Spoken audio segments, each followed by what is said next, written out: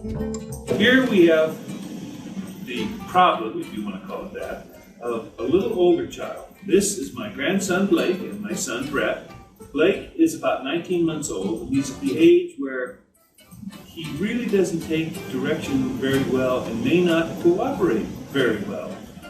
So what you want to do is, the first thing we want to do is do a dry run. If we try to do just his hand, put his hand in something, he probably won't hold it still. But they will generally hold on to a parent's hand. So what we want to do here is have him hold his dad's hand, and then we'll push his hand to see if we can get the position right here, down into a container. All right? Okay, that should work just fine. Okay, now to see if he'll do it, getting closer to doing it with the alginate, if you fill the container full of water, and let's see if he'll do it now. Good boy. Wow, good boy. Okay, it looks like the dry run's going to work. So we'll go ahead and measure out the alginate. Okay, now we're ready to try this and see what our chances are. I've measured out the alginate. It's a good idea to weigh it if you can, particularly the larger amounts that you use. And we're going to use this 2.5 quart container. We're doing the casting. And I want to put 2 quarts of water in here.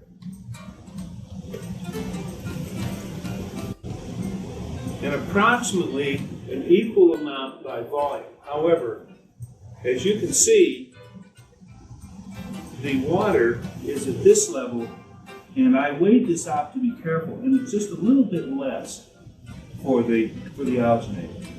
It's better to be a little too thin than too thick when doing hand casting, because if you get it too thick, you won't be able, it'll set up too quickly for one thing for you to work properly, but it'll also be difficult to get your hands into it because it'll just be so tough. So I'll make it a little bit too thin.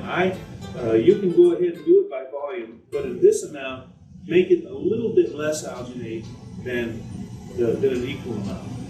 And remember, the amount that you're shooting for is 5 ounces of alginate per pound of water. This is 4 pounds of water, so this is 20 ounces of alginate.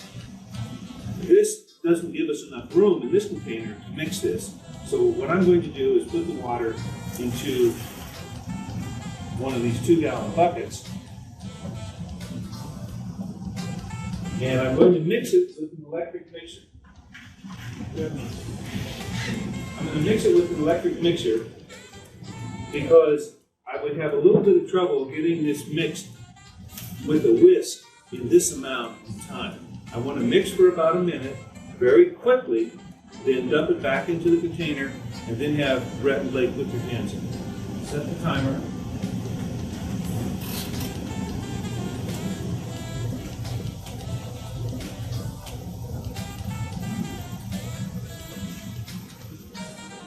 Dump in about half.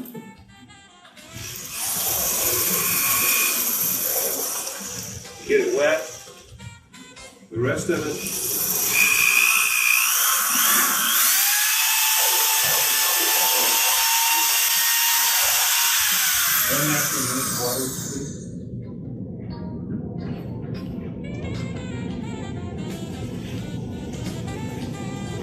Okay, Blake, Brett, over here.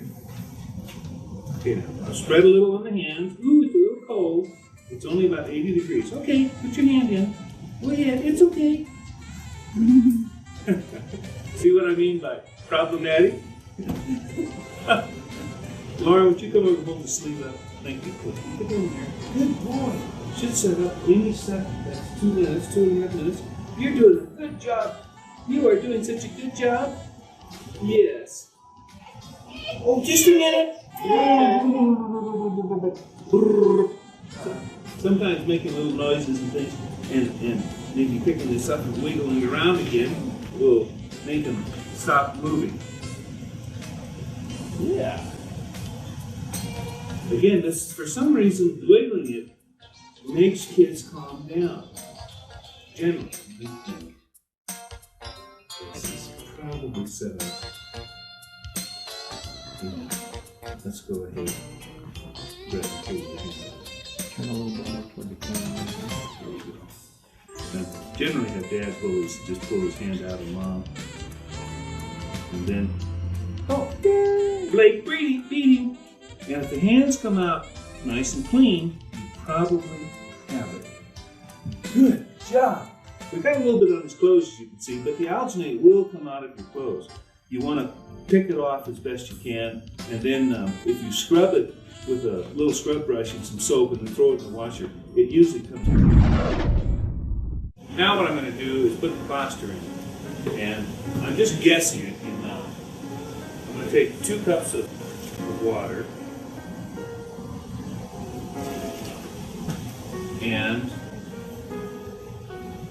that would be 4 cups of plaster.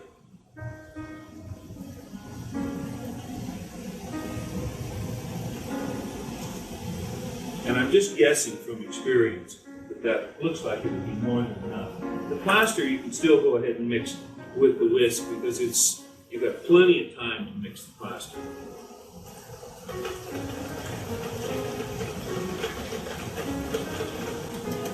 Okay, looks nice and creamy.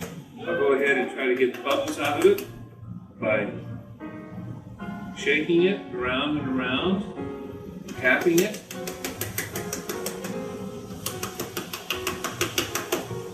Then very gently pouring it in.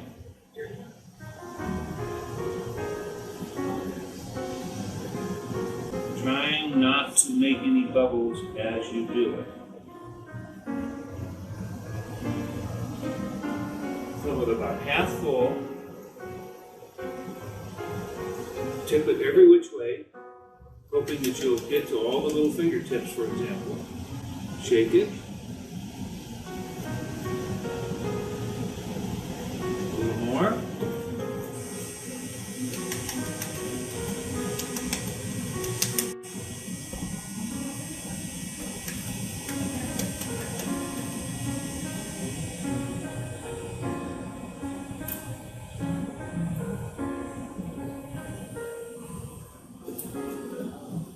Now we'll just set it aside, out of the way, and let it set up.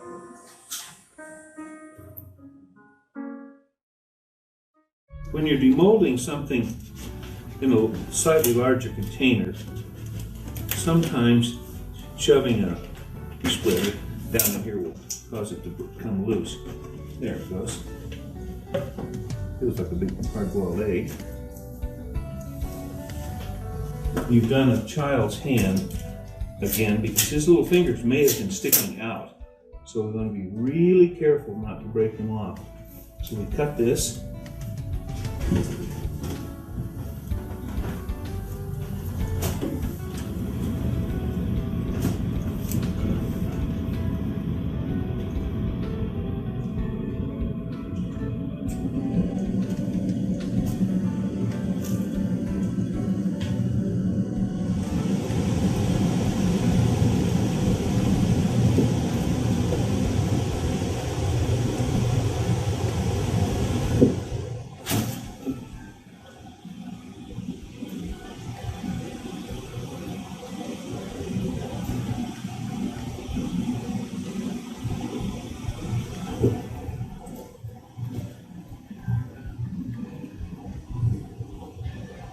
This is where you really want to be careful down here.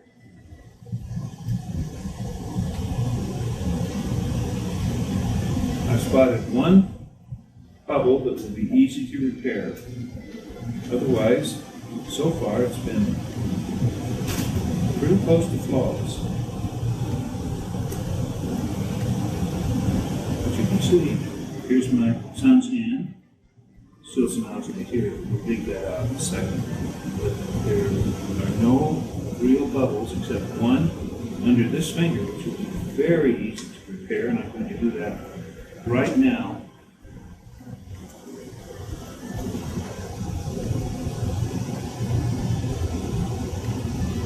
The way I'm going to repair that is mix a very small amount of plaster while this is still real wet and fill in that hole.